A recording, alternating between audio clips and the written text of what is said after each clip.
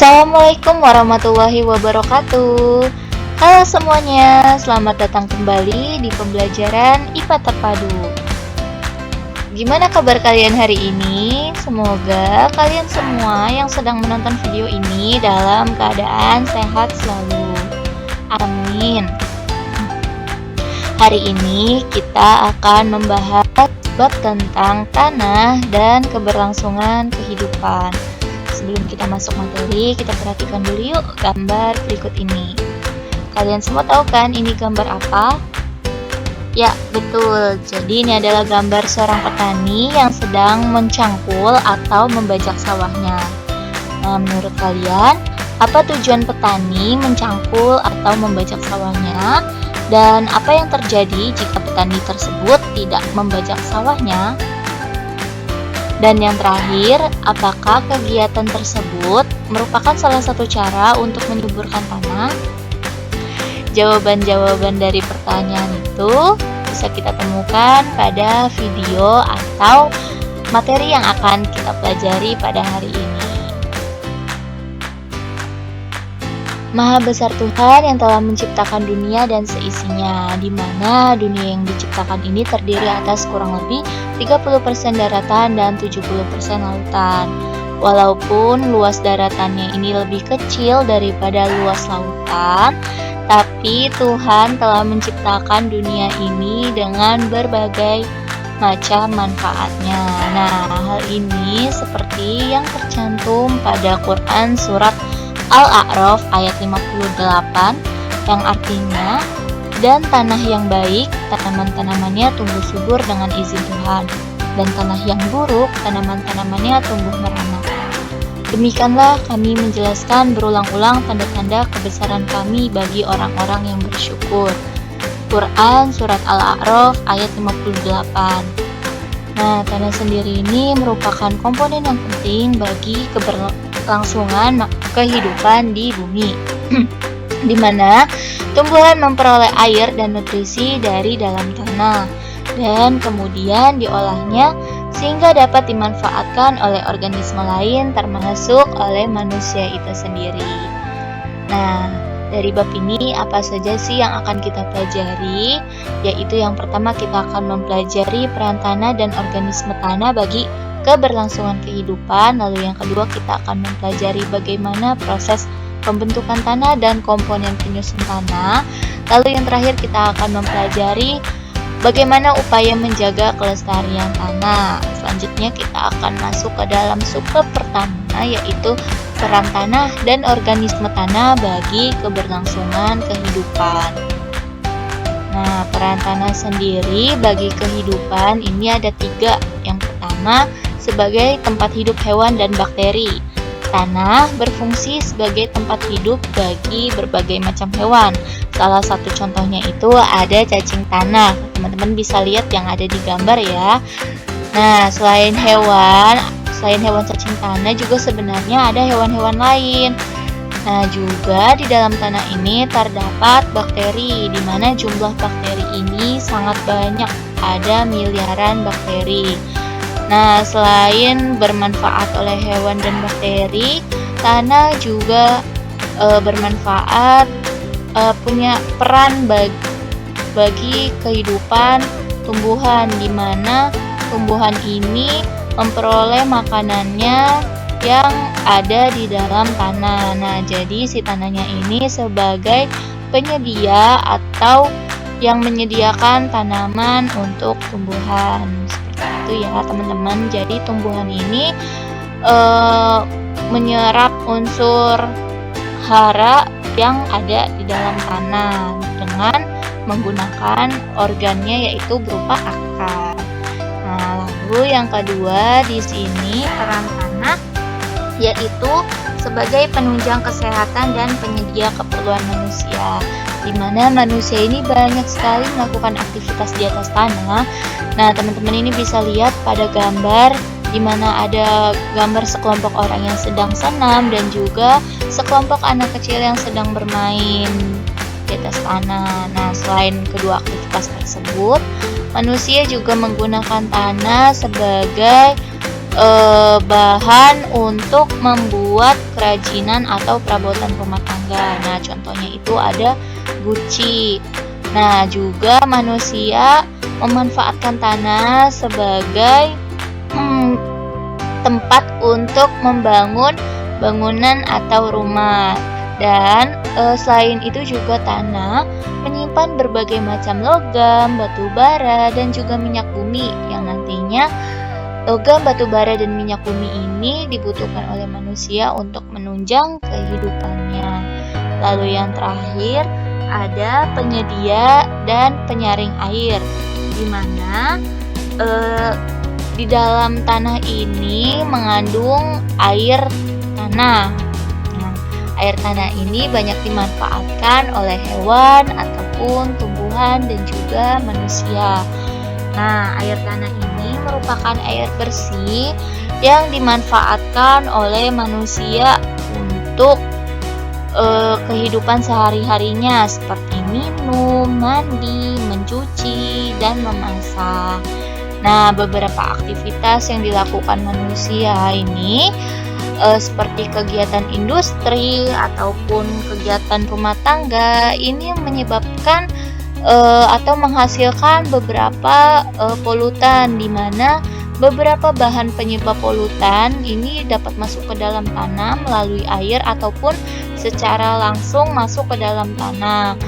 Dan polutan ini dapat dinetralkan oleh tanah dan menjadi bahan yang tidak membahayakan lingkungan. Di dalam tanah sendiri ini ada bakteri yang berfungsi menguraikan senyawa yang berbahaya menjadi senyawa yang lebih sederhana dan tidak merusak lingkungan. Selanjutnya, kita akan membahas tentang peran organisme tanah. Nah, di sini ada dekomposer, di mana dekomposer ini merupakan organisme tanah yang dapat melakukan dekomposisi atau menguraikan bahan-bahan organik yang berasal dari sisa makhluk hidup. Organisme tanah juga dapat membantu pelapukan batuan menjadi bahan-bahan anorganik atau yang biasa disebut mineral tanah. Nah, keberadaan organisme tanah sebagai dekomposer ini dimanfaatkan dalam pembuatan pupuk kompos, yaitu pupuk dari bahan organik. Dan selanjutnya itu ada reaksi kimia dalam tanah. Bakteri yang terdapat di tanah terlibat dalam reaksi penguraian materi organik. Nah, contohnya ini ada bakteri Nitrobacter, yang dimana dia ini terlibat dalam reaksi penguraian materi organik kompleks yang berasal dari sisa makhluk hidup dan diubah menjadi senyawa nitrat, di mana senyawa nitrat ini dibutuhkan oleh tumbuhan. Nah, selain bakteri juga terdapat mikoriza jamur yang dimana bersimbiosis dengan tumbuhan untuk meningkatkan kemampuan tumbuhan menyerap unsur hara berupa fosfor. Lalu ada pengurai polutan dalam tanah. Organisme tanah sendiri berperan sebagai agen biologis yang mampu membersihkan polutan dalam tanah. Organisme tanah menguraikan bahan kimia yang masuk ke tanah, misalnya herbisida. Nah, herbisida ini penguraiannya ini dapat dilakukan dengan lebih cepat jika aktivitas organisme tanah ini semakin tinggi. Dan unsur racun dan polutannya ini dapat terkunci di dalam tanah karena terakumulasi di dalam tubuh bakteri. Polutan-polutannya ini tidak menyebabkan polusi bertambah banyak. Nah, selanjutnya yaitu sebagai pencegah penyakit tanah. Nah, pada kondisi normal, tanah ini memiliki jumlah senyawa organik dan aktivitas organisme yang tinggi.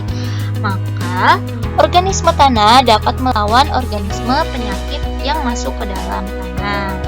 Nah, kondisi tanah yang normal ini dapat tercipta karena adanya aktivitas pertanian dan perkebunan yang tidak berlebihan dan tidak banyak menggunakan bahan kimia untuk pupuk dan pestisida.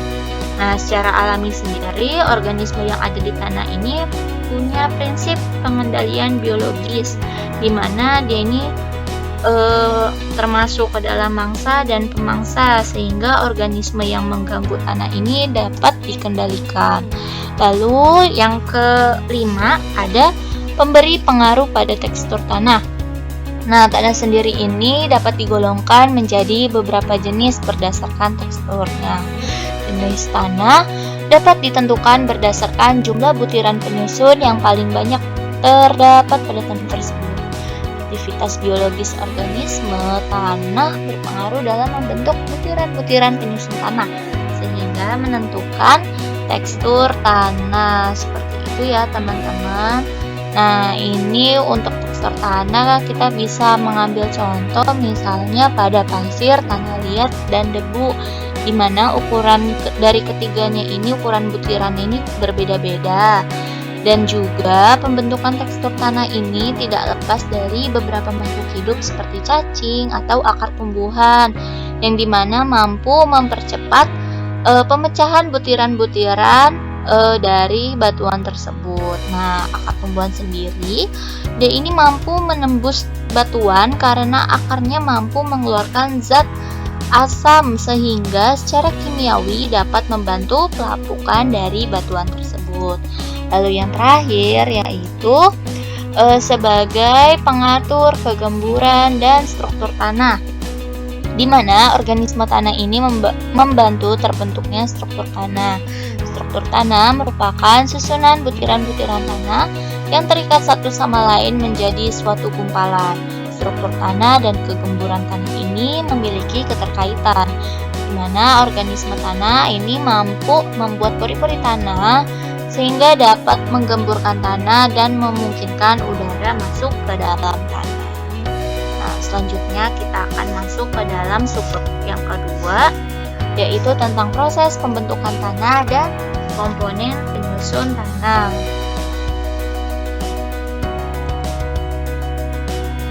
Oke, selanjutnya yaitu proses pembentukan tanah, di mana tanah ini terbentuk karena adanya pelapukan fisikawi, kimiawi, dan pelapukan biologis. Faktor fisik yang mempengaruhi pelapukan, di mana faktor fisiknya itu ada iklim, sinar matahari, dan juga curah hujan. Faktor-faktor tersebut mempengaruhi suhu bumi, sehingga membantu mempercepat pelapukan batuan. Lalu yang kedua ini ada pelapukan biologis, di mana pelapukan biologis ini terjadi karena adanya aktivitas mikroorganisme tanah. Dan yang ketiga ini jenis vegetasi tumbuhan juga mempengaruhi proses pembentukan tanah. Dan yang terakhir yaitu faktor lain, yaitu terdiri dari tipe batuan, topografi, atau relief tanah di suatu daerah, dan juga waktu. Nah, dalam membentuk lapisan tanah ini dibutuhkan waktu kurang lebih selama ribuan tahun. Nah, selanjutnya ini bagaimana sih struktur lapisan tanah? Nah, kita bisa lihat pada gambar yang sudah tampil. Nah, di mana struktur tanah ini terdiri dari beberapa lapisan, di mana ada lapisan atas, lapisan tengah, lapisan bawah, juga lapisan batuan induk. Nah, untuk lapisan atas sendiri ini biasanya ada humus, maksudnya terdapat humus, di mana humus ini merupakan tanah yang sangat bermanfaat dalam, dan juga dia ini mengandung banyak sekali materi organik yang berguna untuk tumbuhan sendiri. Dan juga di situ ada topsoil atau bagian horizon A, di mana ini merupakan lapisan teratas dan juga terdiri dari campuran dari pelapukan batuan dengan berbagai tekstur organisme hidup dan zat organik. Nah, di bagian A ini atau topsoil atau bagian atasnya ini banyak sekali mengandung humus dan juga mineral. Nah, selanjutnya ini ada subsoil B atau bagian horizon B, di mana horizon B ini merupakan lapisan yang memiliki kandungan zat organik lebih sedikit dibandingkan dengan lapisan di atasnya. Nah, jadi di lapisan B ini humusnya ini sangat miskin humus atau sedikit humus dan kaya akan mineral. Lalu ada weathered rock segmen atau bagian horizon C, di mana merupakan lapisan yang tersusun atas batuan yang berperan sebagai penyedia material untuk tanah bagian paling atas. Nah, di bagian horizon C ini tidak ada tumbuhan ataupun kehidupan hewan. Lalu selanjutnya ada bedrock atau horizon D, di mana ini merupakan lapisan tanah yang tersusun atas bebatuan yang padat, keras, dan sulit untuk mengalami perubahan. Nah, selanjutnya yaitu ada komponen tanah. Nah, komponen tanah ini terdiri dari bebatuan, di mana batu ini merupakan bahan padat yang terbentuk secara alami yang tersusun atas campuran mineral dan senyawa lain. Lalu ada udara, di mana di dalam tanah ini terdapat rongga-rongga udara yang berfungsi dalam atau berperan dalam kesuburan tanah, ya, seperti itu. Nah, rongga udara ini tuh dapat terbentuk karena adanya aktivitas hewan tanah, misalnya itu cacing. Nah, di dalam rongga tanah ini juga atau rongga udara, di sini tuh terdapat rongga udara tuh terdapat di antara batuan yang terdapat di tanah, dan di antara batuan dan butiran tanah, juga di antara butiran tanah dengan akar tumbuhan, seperti itu. Lalu yang ketiga ini ada humus, di mana humus ini merupakan komponen organik yang dihasilkan dari proses dekomposisi atau penguraian hewan atau tumbuhan yang telah mati, daun yang gugur, ataupun kotoran hewan oleh bakteri dan jamur. Nah, humus ini merupakan tanah yang subur, di mana memiliki tekstur gembur dan memiliki banyak pori-pori sehingga memungkinkan terjadinya pertukaran udara. Nah, tanah humus ini mampu mempertahankan air sehingga tanahnya ini selalu lembab, gitu ya. Dan juga tanah humus ini mengandung mineral-mineral dan nutrisi yang penting bagi pertumbuhan-tumbuhan tersebut yang tumbuh, gitu. Selanjutnya itu ada air. Nah, kenapa air? Karena air ini merupakan benda yang sangat berpengaruh untuk kelembapan tanah. Nah, air juga dibutuhkan oleh tumbuhan dan diserap oleh tumbuhan setelah air itu menembus tanah dan mencapai akar. Selanjutnya itu ada mineral, di mana tanah yang subur ini tidak hanya ditentukan oleh kandungan mineral di dalamnya, tetapi juga sifat fisika dan sifat kimia tanahnya. Nah, sifat fisikanya ini mencakup tekstur dan struktur tanah dan juga warna tanah. Sedangkan untuk sifat kimianya sendiri yaitu berdasarkan indikator derajat keasaman atau pH-nya, di mana tanah yang subur ini punya pH tanah sekitar 7, yang dimana pH 7 ini dianggap pH yang optimal, seperti itu. Lalu selanjutnya ini ada komponen organik. Nah, komponen organik ini maksudnya di mana tanah ini merupakan tempat hidup dari sejumlah makhluk hidup seperti bakteri, jamur, juga alga, serangga, dan cacing tanah.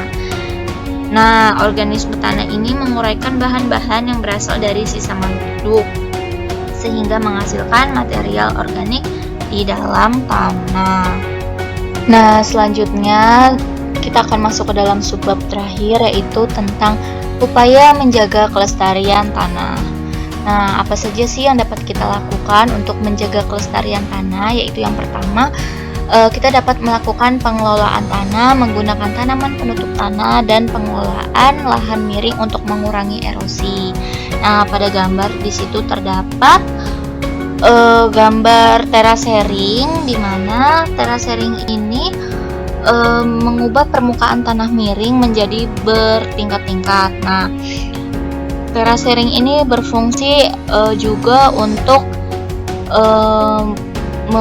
menghambat erosi atau mengurangi erosi, di mana jika hujan tanah akan mengalami erosi di lahan yang miring dan dapat menyebabkan longsor. Nah, tapi dengan adanya terrassering ini kita dapat menghambat atau mengurangi si erosinya tersebut. Lalu di gambar yang kedua ini ada gambar orang yang sedang melakukan penanaman pohon atau reboisasi, di mana menanam pohon ini dapat dilakukan karena tanaman ini tuh bisa menahan air hujan agar tidak langsung mengenai permukaan tanah seperti itu. Lalu yang kedua ini kita dapat mengurangi penggunaan pupuk kimia dengan cara kita beralih dari penggunaan pupuk kimia menggunakan pupuk organik, di mana pupuk organik ini merupakan pupuk yang berasal dari pelapukan sisa-sisa tanaman, hewan, dan manusia. Juga sumber bahan organik ini dapat berupa dari kompos, pupuk hijau, pupuk kandang, limbah ternak, limbah industri, yang dimana menggunakan bahan pertanian dan limbah kota atau sampah. Terus yang ketiga ini kita dapat melakukan pengelolaan tanah yang tepat untuk pertanian monokultur. Pertanian monokultur ini maksudnya dimana kita menanam satu jenis tumbuhan pada suatu lahan dalam jangka waktu tertentu atau sesuai dengan umur tanaman. Nah, kita bisa lihat nih pada gambar dimana nih di satu lahan terdapat dua jenis tanaman, yaitu ada tanaman kacang tanah dan juga jagung, seperti itu ya teman-teman. Lalu yang terakhir ini kita dapat melakukan daur ulang sampah yang sulit terurai. Nah, kita dapat mendaur ulang sampah plastik ataupun sampah bekas deterjen, sampah botol seperti itu menjadi barang-barang yang berguna. Seperti teman-teman lihat itu ada kerajinan dari sampah plastik, bekas deterjen, terus juga kardus-kardus diolah menjadi kerajinan tangan, ada yang jadi pot seperti itu, dan hiasan-hiasan lainnya. Nah, demikian untuk penjelasan hari ini. Terima kasih sudah menonton dan sampai jumpa di video selanjutnya. Jangan lupa subscribe, like, dan komen, serta share. Terima kasih. Wassalamualaikum warahmatullahi wabarakatuh.